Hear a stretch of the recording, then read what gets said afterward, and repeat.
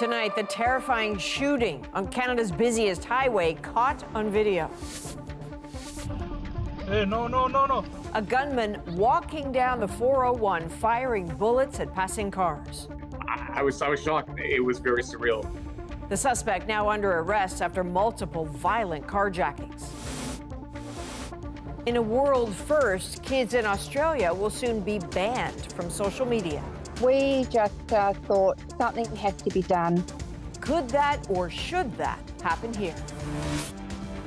And the techniques companies use to get you to buy on Black Friday. Canadian Black Friday tech deals are actually really good this year.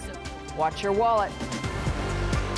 From CBC News, this is The National with Chief Correspondent Adrienne Arsenault. Thank you for joining us. A man wanted for a series of shootings and carjackings that spanned 2 cities over the course of 2 days is now facing charges, and much of what he's accused of was captured on video. So it all began on Tuesday morning on Highway 401 near Toronto. A suspect seen on foot holding a gun. Police say he then took aim at multiple drivers and fired at random. Investigators say there was no way for drivers to prepare for a shooting like that. And as Thomas Dagg shows us, the incidents that followed were equally shocking. From high above on a busy Toronto street, a gunman on the run from police is seen moving from one vehicle to another. Watch as he opens fire point blank. The suspect didn't make it much further, taking off in this stolen SUV until police caught up. I don't think it's a situation anybody can ever plan for, and incredibly concerning. On Thursday, 29-year-old Troy Ledrew appeared in court, facing a slew of charges from attempted murder to robbery. It makes me question whether this city is safe anymore or not. Police allege the violent rampage erupted early Tuesday. Hey, no. When a man was seen pointing a handgun at oncoming traffic, with 10 vehicles hit by gunfire, leaving drivers on Canada's busiest highway stunned. I was shocked. I thought it was just a joke, but when I heard the pop, it was very surreal. Amid it all, only one person was shot and rushed to hospital with serious injuries. Investigators struggling to find any motive or explanation. It's very random. Several cars and people were shot at, and that's all we have at this point. Police announced the accused had been out on probation and was already barred from having any firearms. Later, court records show officers seized a restricted Glock handgun and a prohibited overcapacity magazine. People firing handguns in the city of Toronto should not be let out of custody. This car was stolen and ditched on the outskirts of the city, all of it highlighting Toronto's escalating gun problem and calls for reform in the justice system. These JPs and these judges, they have to start keeping people in jail. Investigators are still working to build a timeline of the chaos and haven't said how the alleged gunman managed to evade police for 2 days. Now, the alleged shooter and carjacker, Troy Ledrew, spent the day at this Toronto police station here. He appeared in court twice by video link, and he will be back on Friday as he waits to find out, Adrienne, whether he will be released on bail. And Thomas, you mentioned that Ledrew was out on probation. What more have you learned about him? Court records obtained by CBC News show Ledrew was charged in 2021 with a violent robbery and for allegedly defrauding a payday loan outlet here in Toronto. He was also charged earlier this year with a breach of probation. And now, Adrienne, he's facing upwards of 35 new charges. All right, Thomas Dagg in Toronto. Canada Post says it has begun temporarily laying off some striking staff members. The Crown Corporation is blaming the strike for the cuts, but the union is calling that a scare tactic. About 55,000 postal employees walked off the job nearly 2 weeks ago. Yesterday, talks between the two sides were suspended, with the mediator saying they're still too far apart. Well, MPs on Parliament Hill want to talk to the CEO of Rogers. They want answers after customers complained to our Go Public team about contracts they say are misleading. But as Erica Johnson shows us, he was a no-show on Parliament Hill today, and those MPs are having none of it. Good morning, Mr. Lee. MPs had hoped to hear from the CEO of Rogers. Instead, another executive appeared. They, at the last minute, did a rope and dope on this committee. They switched out the witness. I cannot believe they did this.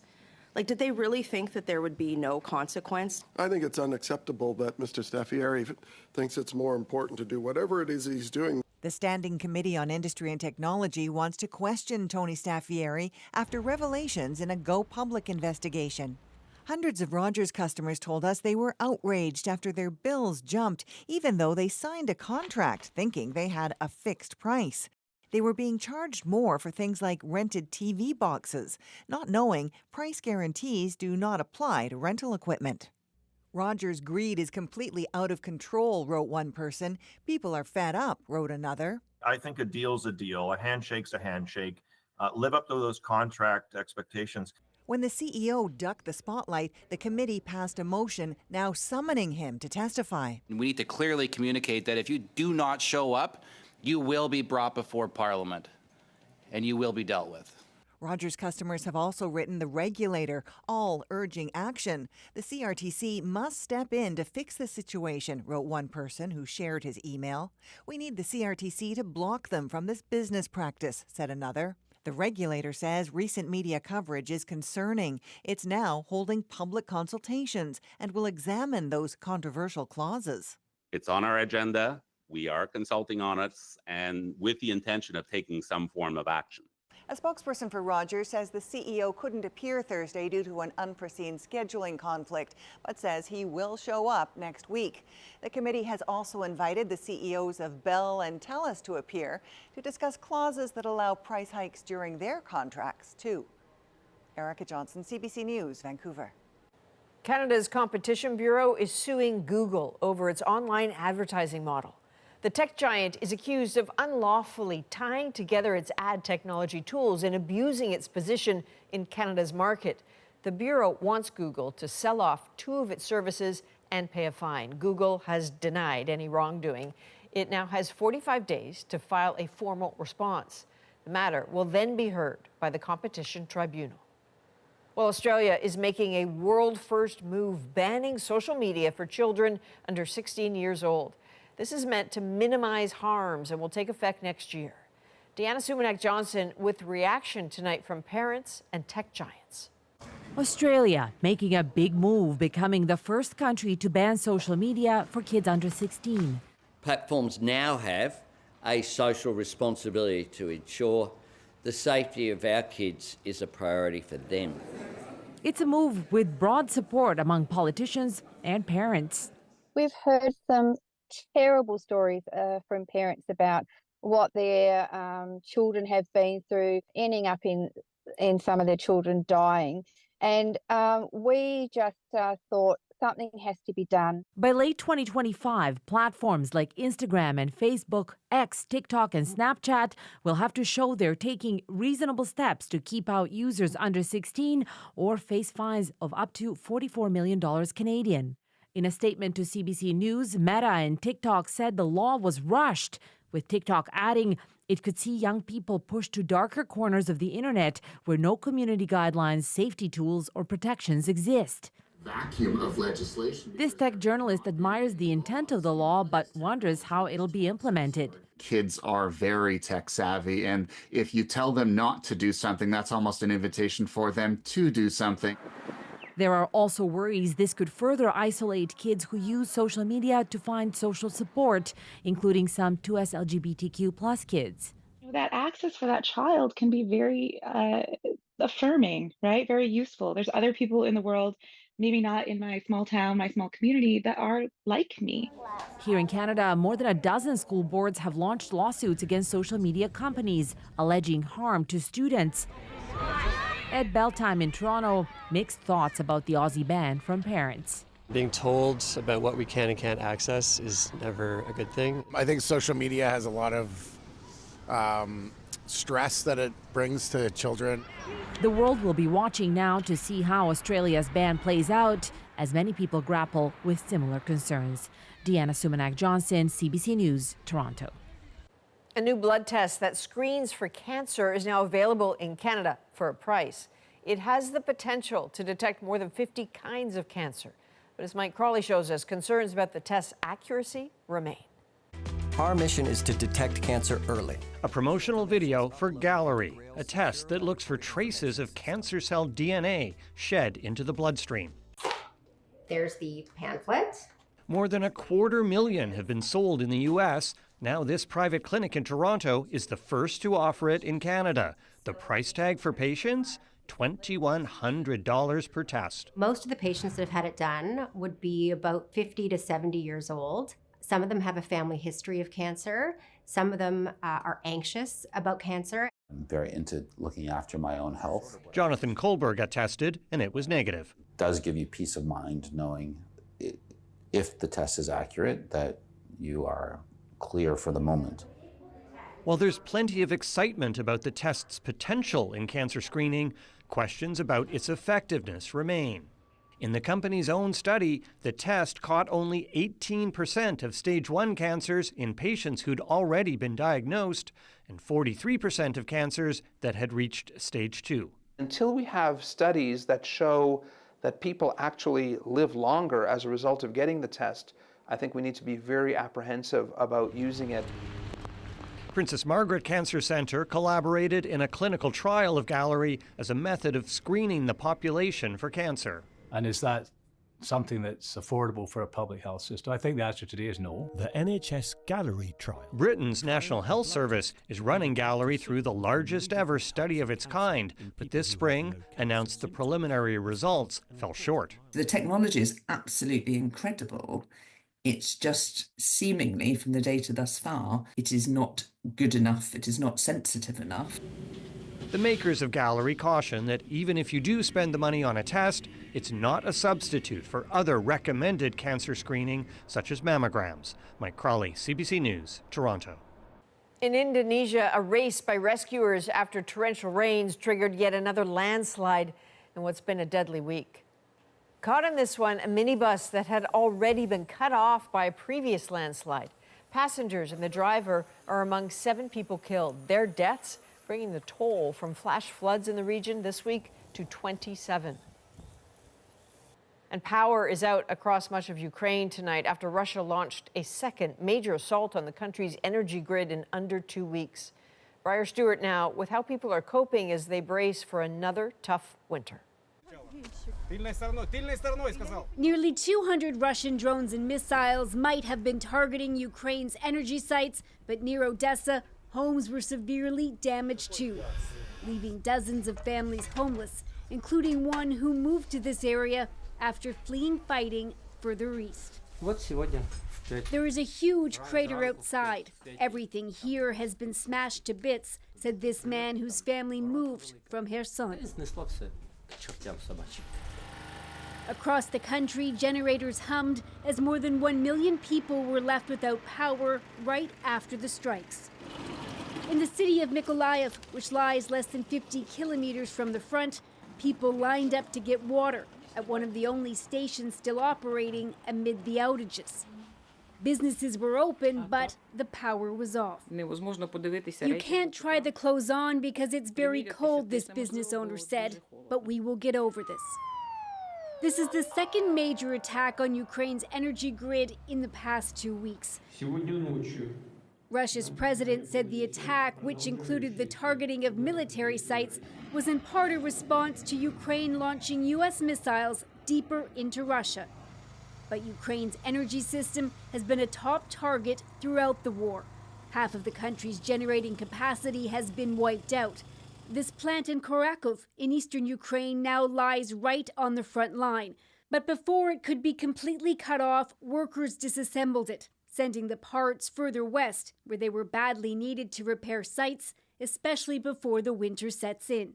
If we will have temperature like -10, -15 Celsius for a long time, more than 1 week, it looks like we will need at minimum 8 hours per day outage. It's a given that there will be more attacks on Ukraine's energy grid.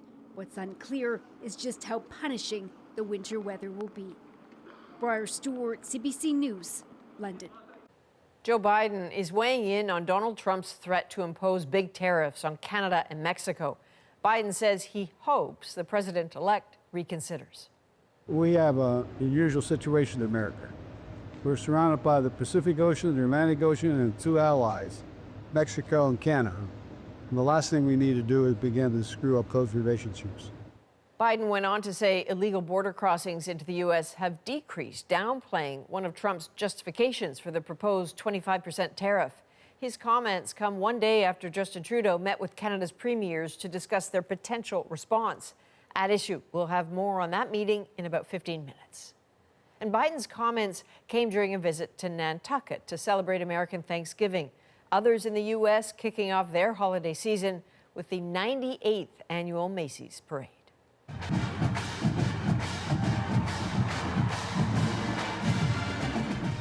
The dozens of floats, marching bands, other entertainers filled the streets of New York City despite the rain. The big finale, of course, Santa Claus, spreading some early Christmas cheer. Well, American Thanksgiving means tomorrow is a big day for shopping sales, Black Friday. Nisha Patel looks into the psychology of sales and why we hate to miss out on a seemingly good bargain. Black Friday has become one of the busiest shopping days of the year. If I find a good deal, I feel it's great. I did like 50% off on kids' clothes. And it's not easy to escape the spending frenzy. You get 2 or 3 emails from the same company a day, so sometimes I find it a bit too much. Canadians are forecast to spend 10% more over the holidays this year than last. And with higher prices, many are looking for deals. 48% say they plan to shop on Black Friday.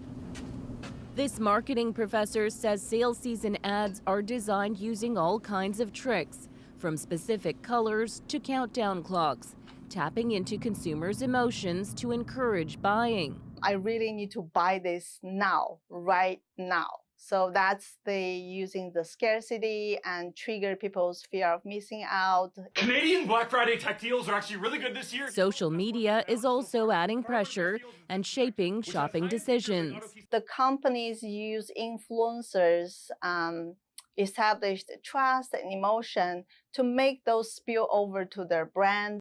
Black Friday deals on Amazon Canada are finally here. With personalized shopping links and instant access to online marketplaces, impulse spending can quickly spiral out of control. I would say more often it's that we're trying to not feel something, and the act of spending or buying something allows us to temporarily push that feeling away. It's 40% off plus buy 3 get 3 free. Experts say there are other ways to get a pick-me-up, and taking a break from social media can be good for your wallet. Turn off the phone. Maybe step out of the house, step out of the office, into nature, talk to a friend. While getting a deal may feel good, not spending for spending's sake might end up feeling even better. Nisha Patel, CBC News, Toronto. If you do hit them all this weekend, you may face more requests for tips, but that extra money may not be going to workers. If I leave a tip, do you get this tip? You don't get it. Oh. CBC Marketplace investigates whose pockets those tips are lining. The plan for the first university in Canada's Arctic, built around Inuit knowledge and culture. I think it's a great way for reconciliation. And the Thanksgiving meal dropped down from the skies. I just had a thought that I'm going to drop a turkey to all the families. We're back in 2.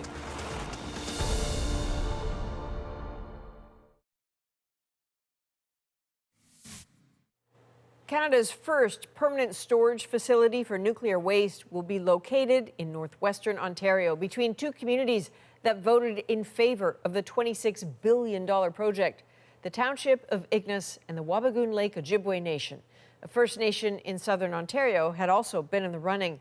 The project must still undergo years of regulatory approvals and construction, with the goal of being operational by the early 2040s.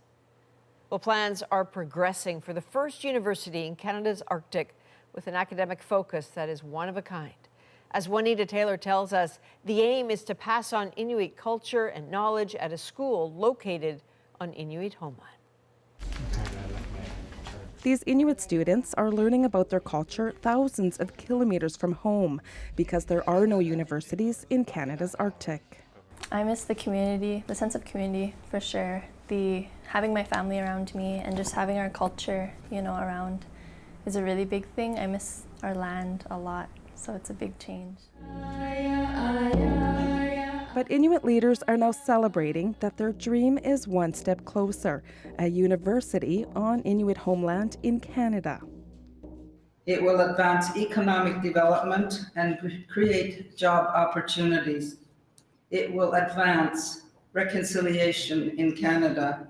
The Inuit Nunavut University will be built in one of the 4 Inuit regions, Nunavik, Nunatsiavut, Nunavut, or the Inuvialuit Settlement Region.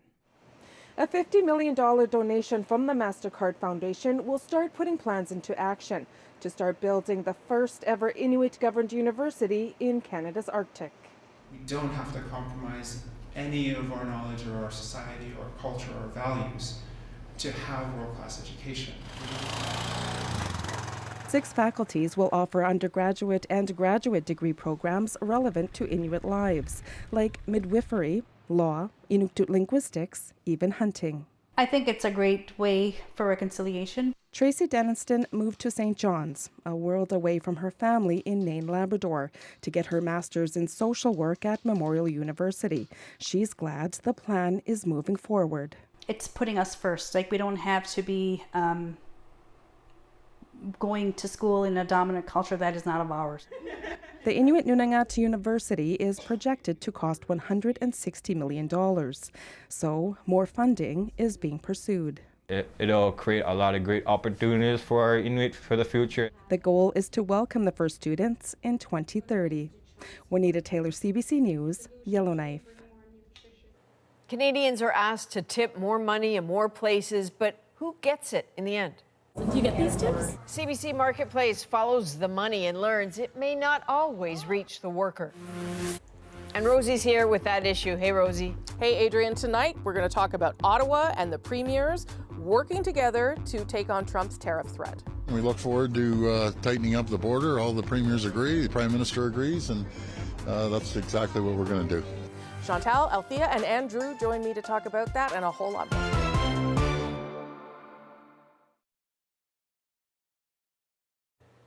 A CBC Marketplace investigation is revealing when you tip, your money may not actually be going where you think it is. What used to be a way to say thanks for good service is now a rampant request. And as Christine Birak lays out, the workers aren't always getting that cash. Here's a tip. A recent survey found 77% of Canadians don't like these tip prompts. Go ahead.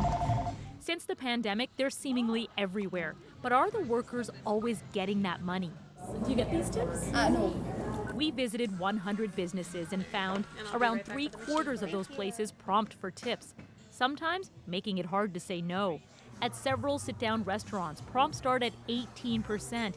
Even after a windshield wiper change, we're asked for a tip. A lot of people are taken aback by the whole tip concept. Tips pop up online, self-serve kiosks, and at many fast food places. Do you get this tip? Most workers say they do, but not all. If I leave a tip, do you get this tip? You don't get it. Oh, do you know who gets it? I think the owner. Often called tip theft, it's illegal in several provinces, including Ontario. Still, workers there have filed nearly 800 tip theft claims this year alone. But in the territories and certain provinces, there are no tip protection laws. Advocates in Nova Scotia estimate some workers are losing thousands of dollars a year. We put out a survey of workers last year, and about 73% wrote back and said that they had some experience with tip theft. If you know that the server isn't getting it, then pushing back isn't a problem. This food and tip researcher says he asks servers if they get their tips, insisting employees and customers need more transparency. And he points out many of those prompts also have us tipping on tax, and we're accepting it. It's uncomfortable. And what do we do in uncomfortable situations? We try and get out of them as quickly as we can. So let's just push the button, give it back, and then get out of here. Tipping isn't a social norm in other parts of the world. While living wages and tip theft laws could help workers, experts say until customers hit their tipping point, tip prompts will continue creeping higher and into more businesses. Christine Birak, CBC News, Toronto.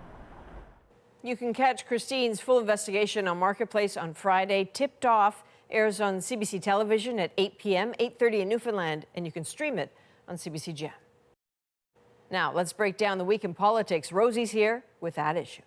At issue tonight, the Prime Minister and the Premiers agreed to confront Donald Trump's tariff threat together. Positive conversation. We look forward to tightening up the border. All the Premiers agree, the Prime Minister agrees, and that's exactly what we're going to do. The way we meet this challenge successfully is by presenting a united front. So what's been made of how the federal government and provinces are responding to Donald Trump's demands or threats? How united is the Team Canada approach? I'm Rosemary Barton, here to break it down on At Issue tonight. Chantal Hébert, Andrew Coyne, and Althea Rush. Good to have the three of you back together again. Chantal, I'm going to start with you. What did you make of sort of how this week unfolded, the tweet or the social media post from the president-elect, and then, kind of a, I don't want to say chaotic response, but a kind of panicked response from governments across the country? I don't think it was a week that would have made Canadians who were watching the premiers and some of the opposition leaders reassured that 4 years of Donald Trump would not cause havoc in this country. Why? Not so much because of the threat, but because there's an expression in French. It goes like to run around like hands whose head has been cut off. Yes. And that is basically what the premiers look like for most of the week. Yeah. With suddenly, the Premier of Ontario deciding that he's going to give up on a deal with Mexico. As a reaction, the Premier of Saskatchewan, no less, wants to negotiate his own trade deal with the United States. The Premier of Alberta, based on no evidence, wants to send the police to her border because she thinks that the federal government is doing a poor job. Seriously, there was a shift between what they said coming out of the meeting with the Prime Minister and what they have been saying today, and I believe it's based on possibly people telling them, what in the world is the spectacle that you are offering to Canadians? Because it looked like nothing that should come from serious, mature political leaders. It looked like a lot of internal politics, whether, it's Doug Ford getting ready for an election, Danielle Smith positioning herself, but what did you make, Andrew, of how that then looks to a president-elect who's looking for leverage and looking to get something out of us? No, it's looking delightful. I'm sure he's hugging himself. Look, this country is, not to put too fine a point on it, under attack by the president-elect. And this will not be, by any means, the only such volley he's going to launch against us. But rather than standing together or standing tall, a number of people in this country have taken the opportunity at this particular moment in history to fall to pieces. Whether it's prostrating themselves in front of Donald Trump saying, yes, sir, no, sir, we've been bad boys and girls, sir. We've done a terrible job with the border, which is a completely made-up charge. Doesn't apply to Canada at all, doesn't even apply to Mexico anymore. They've been tightening up quite an enormous amount. So on the one hand, either doing that or taking the opportunity more cynically to put the boot in to their political enemies, in this particular case, the Prime Minister, who, God knows, it's fun to do, but there are moments when it's better or worse to do that. And this is not the particular moment on this particular issue that you want to be siding with Donald Trump. So for the premiers to be running around, as Chantal said, inventing new powers for themselves is certainly on brand for a lot of them, but it's not particularly, I wouldn't describe that as putting country first. I would say that's putting personal and political interests first at a moment when we can least afford it. Althea. We are basically seeing the consequences of personal attacks and the dehumanizing of your opponents. If you spend a year, 2 years, 3 years telling people that Justin Trudeau is a threat to the country, that he is the spawn of the devil and is responsible for every ill plaguing the country, how do you, in all good conscience, tell the people that you have been telling that you cannot trust this person, I'm going to put aside my own personal feelings about him and I'm going to help him win? Because what you've been saying is he can't get the job done. And that is a situation that some premiers find themselves in, that the leader of the official opposition finds himself in. And so that, I think, is going to be a really big challenge. May I just also say that it was interesting to contrast Mexico's president's response with the Canadian government's response and the prime ministers and the premiers. We are in full panic mode, whereas they were very strong and bold and direct in their response to the president. There is still no tweet from Justin Trudeau in response to Donald Trump publicly. No, but he did get on the phone with them right away. He got him on the phone right away. He did, but part of it is public messaging too. And she was telling Mexicans, there is no caravan coming to the U.S. border. This is not a problem. The fentanyl issue is a U.S.-made issue. They have a drug problem, and they have a gun problem. Their guns are coming into our country. There was no similar response in our country. Okay, Chantal. But what I find most troubling, because we are only at the beginning of 4 years of this, is how so many political figures in this country spent this week accepting the terms of the conversation that were set by Donald Trump. So if Donald Trump wants to make you believe that the border is broken, to borrow the words from the leader of the official opposition, when there are no numbers that actually show that in any way, shape, or form. And by the way, the last time one checked, it is the responsibility of the United States to guard its borders. Yes, it is. And our responsibility to guard ours. When hundreds of people who maybe want to leave Trump land start trying to come into Canada, that's our responsibility. But to accept premises, how many pounds of fentanyl was it? Somewhere between 40 and 50. I dare Pierre Poilievre to show Donald Trump over the next few years, if he becomes prime minister, how many ounces of fentanyl still come from Canada to the U.S. over a year. And we're going to talk more about Pierre Poilievre, I should say. But Andrew, last point. And the numbers of unauthorized crossings from Canada and the United States last year was 20,000. That's 50 a day into a country of 330 million. So let's get serious. But the real fall in this isn't that the facts don't back up Donald Trump's claims, and it's not that we shouldn't be appeasing a bully. It's that we shouldn't be taking at face value that this has anything to do with either fentanyl or immigration. I think we need to analyze this through a lens of Donald Trump's very disturbed psyche. And if we're trying to figure out how to deal with this guy, we should not fall into the trap of thinking he's a quote-unquote transactional president. That's an almost glamorizing view of him. He's a psychopath. And if we're trying to figure out, the good thing about psychopaths, the bad thing is they're dangerous and unpredictable. The good thing is they make really dumb mistakes. You can provoke them. You can get them to do things that are really against their own interests.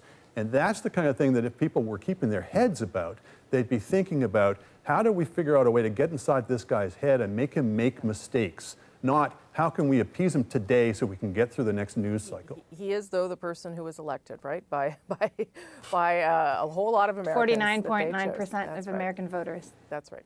Okay, we're going to leave it there. When we come back, we're going to take a look at the Liberals' GST holiday and how they've altered the legislation to get it through the House. This is what we demand, that the GST tax holiday happen right away. We've already agreed to clear the path to make that happen. A GST break for Canadians, but rebate checks proving to be a hurdle. That's next.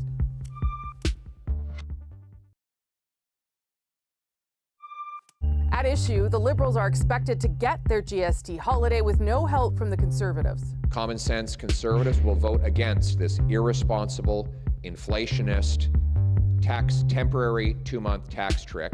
But those promised $250 checks are on hold for now. We're demanding that the Liberal government put in place a separated GST holiday first, and then fix the checks to include seniors, people living with disabilities before we support that. So what will the government need to do to get the rebate checks passed? Here to break down the GST holiday and the government's play here, Chantal, Andrew, and Althea. Althea, why don't you start us off here? So the government had to separate the GST break, the 2-month break, from the rebate checks, and we expect that GST portion to pass with the help of the NDP tonight. What do you think this tells us about sort of the state of play of this minority government and whether they'll get those rebate checks through? Well, it tells us that the NDP and frankly the Bloc Québécois want to give the government a win, a yes, but they absolutely want something in return. They're both kind of stuck in this rock and a hard place where Pierre Poilievre is portraying them as being one and the same, obviously in different markets, but tied with the Liberals. The NDP have desperately, for the past few months, tried to uncouple themselves from the governing Liberals, but they also deeply do not want an election. And they're very fearful of Pierre Poilievre. They do not want a Conservative majority. It would reduce all of their leverage, and it might even be catastrophic for them. And until they're way ahead of the Liberals in the polls, I think they will try to get to a yes. And so in this case, the Liberals have agreed to the NDP's, partly the NDP's plan, so they're giving the NDP a win. But the NDP and the Bloc Québécois will continue to drive a bargain because they need to get something for their support. And that is why the $200 checks, $250 checks, they want them to go to seniors and to people with disabilities. And probably if the government wants to pass its budget or its fiscal update and they want to stick that in, they will. It's a cheap price compared to some of the other things that either of those parties have asked for. Chantal, you weren't here last week, so we didn't hear you on even the measures, but where do you make about where this is at now? You didn't hear me about the measures because I landed as you were doing the panel, and at first I thought that's allowed. That I was reading fake news. That's how it sounded, or that we changed the finance minister for someone very different from the person who spent all fall talking about rigor when it comes to budget making. A couple of things. First, there's not a real penalty for the Bloc to be associated with the Liberals in Quebec. No. It would probably cost them more to be associated with Pierre Poilievre. But a poll this week showed that the largest group that votes for the Bloc Québécois is the older group of voters. So you can understand the drive to have more money for seniors, which has been the Bloc's mantra since the House returned. But that being said, what mostly struck me this week is it has cost the government more than $1.5 billion, that's the cost of the GST holiday, to buy about 12 hours of normal time in the House of Commons. So how much is it going to cost it to buy more time by getting the NDP or the Bloc to support it to stop or suspend the privileged debate that has been basically taking everything off the agenda so that it can present a fiscal update? It seems to me they're going to either have to expand those $250 checks to more people, which will bring the price up from, what, $5 billion to who knows, and or find a carrot or two pricey ones to offer to the NDP. But all that just to buy a window to be able to do the job that the government is supposed to do in the House of Commons seems to me to suggest that this Parliament is going to have a really hard time coming up with anything constructive. Does it not also, though, Andrew, sort of put the Conservatives in the place of, as we expect them to do tonight, voting against things that help Canadians? Or is it too late? It doesn't even matter at this point. I think the Conservatives look good to a lot of Canadians by standing up against this. I was amused to hear Althea talk about, a negotiation here when they're negotiating each side with other people's money. I'll see your $250 of other people's money, and I'll raise you a GST rebate out of other people's money. And it's not even today's taxpayers, it's tomorrow's taxpayers. All of this money, and it's increasing with each of these games being played with. As they each try to expand out this spraying of goodies, it's going to be north of $8 billion before they're done. And every dollar of that is borrowed. So let's not kid ourselves about who's playing with whose money here. This is all of them basically getting in bed together, all three of those parties on the side who are in favor of this stuff, and ganging up against the taxpayer. So are the Conservatives going to pay a price for being the only party that stands up against this? I do not think so. I think they're going to look extremely good, at least to people who are obviously to people who are already supporting them. But I think a lot of centrist voters are going to be looking at this with their stomachs turning. And if they weren't inclined to see the Conservatives as the most responsible group in the bunch before, they would after this. I mean, I will say, just from my email box, the most emails I've had are from seniors who are wondering why they're not getting it too. Oh yeah, well, and you're also going to get people saying, why is there a bigger tax rebate for provinces that are harmonized with the GST than provinces that aren't? So eventually somebody's going to get around to saying, well, you're going to have to compensate the provinces, for their tax cut, and the cost is going to go up even higher. And do you realize that this is the exact same dynamics as last year's great decision to exempt home heating oil from the carbon tax. What happened? The people with home heating oil were not terribly grateful, but everybody else who was at a different heating system said, why am I not getting this? That's right. And this is the same dynamics. The Liberals are giving a gift that is managed to make angry the cohort that tends to be the most religious about showing up to vote. Great. Yeah, except the goal, Althea, was obviously to make it as broad as possible, especially with the rebate check, the 150 and under. It was to target the people that don't get anything, people without kids, for instance, who aren't targeted generally by governments, and is the part of the electorate that the Liberals have been after since the summer. You mean the 150,000 income threshold? Yeah. Yes. Can I just go back to Chantal's earlier point about buying them 12 hours of peace? Like that, it wasn't about ending the filibuster, I don't think, because if so, then they don't understand how even procedure in the House of Commons work. I think this was about changing the channel, getting us, frankly, and the public to talk about something that wasn't like how they had bungled immigration or how the House of Commons had ground to a halt and there's nothing happening. And it kind of has worked. I mean, we may be criticizing it. We may be saying that some seniors want it to apply to them, that Canadians with disabilities should get more money, that this is not fair and doesn't align with many of the constituencies that the Liberals have tried to say that they're most concerned about. But we are talking about the thing that they want us to talk about, and we are talking about the fact that Pierre Poilievre does not want to give Canadians a tax cut. And so in that sense, they have succeeded. Andrew, I can't wait to see the polls document. I don't think it will make a difference, but I'm just saying it's not a bad. It's not necessarily a bad week for them. Very quickly, Andrew. And there's an old line, there's no such thing as bad publicity. I'm not sure I agree. I think this is bad publicity. I think the fact that we're talking about it and talking about what a mess it is, whether from the standpoint of you've gotten everybody riled up because they didn't get their share at the trough, or from the standpoint that in a country with declining standards of income, with declining productivity, where instead of trying to address that, we're giving people temporary giveaways out of borrowed funds. I'm not sure that really looks good on the government front. They've been giving people borrowed money from borrowed funds for the past 9 years, and they're at 17 to 20% in the polls. I mean, how much worse can it get? You don't forget. Thank you all. Thank you all. Don't forget, you can listen to At Issue, the podcast. As I said, it has a little extra, including our conversation about Pierre Poilievre is responding to Trump's tariff threat. And with that, I'll send things back to Adrienne in Toronto. Thanks, Rosie. Next, frozen turkeys fall from the sky. I'm going to drop a turkey to all the families that I can find. How this Alaskan pilot is celebrating American Thanksgiving in our moment.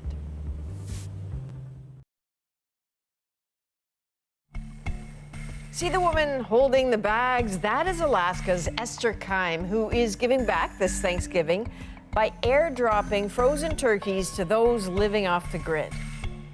So it seems like a bit of a crazy idea, but for those living in Alaska's bush, Uber Eats is not an option, nor is a quick jaunt to the grocery store. So tonight, the flying turkey dropper makes our moment. Well, I grew up out in rural Alaska where there's no road system, so you cannot drive there. We had a neighbor that would drop us a turkey for Thanksgiving, and he would do that for all the different families in the area. 20 years later, we were visiting our closest neighbor. They said that the year before was a tough winter on them, and they said that a squirrel split between 3 of them for dinner didn't go very far. I just had a thought, I'm gonna drop a turkey to all the families that I can find that are living out here now. I go get the turkeys from Walmart, and then I put them in garbage bags, and I tie like a surveying tape around them so it's bright. I do know a few people out there, and so I'll reach out to them and say, hey, I'm gearing up for dropping turkeys. I actually have 6 new families this year that we dropped to, and 3 of which had kids. And so I was kind of excited about that just because I experienced it as a kid. I don't know, it brings me joy to do it, and I'm happy to help where I can. It's pretty fun for me too. So Esther, you are a good human and a great neighbor, but please forgive me because I bet a good chunk of our audience hear of someone dropping turkeys from a plane or a helicopter and maybe think of a famous Thanksgiving episode of the sitcom WKRP in Cincinnati. about a radio station, an intrepid reporter, Les Nessman, doing a live story about turkeys being dropped, only it turns out they weren't frozen or even dead. And if the scene sounds vaguely familiar, here's a bit of it. Oh my God, they're turkeys! Oh, Johnny, can you get this? Oh, they're crashing to the earth right in front of our eyes! One just went through the windshield of a parked car! Johnny, this is terrible. The cars running around pushing each other? Oh my goodness! Oh, the humanity! Oh, people are running about. The turkeys are hitting the ground like sacks of wet cement. As God is my witness, I thought turkeys could fly. That was WKRP in Cincinnati. This is The National. For everyone here, thank you for being with us. You can watch anywhere, anytime on the free CBC News app and subscribe to The National's YouTube channel. I'm Adrienne Arsenault. Take care.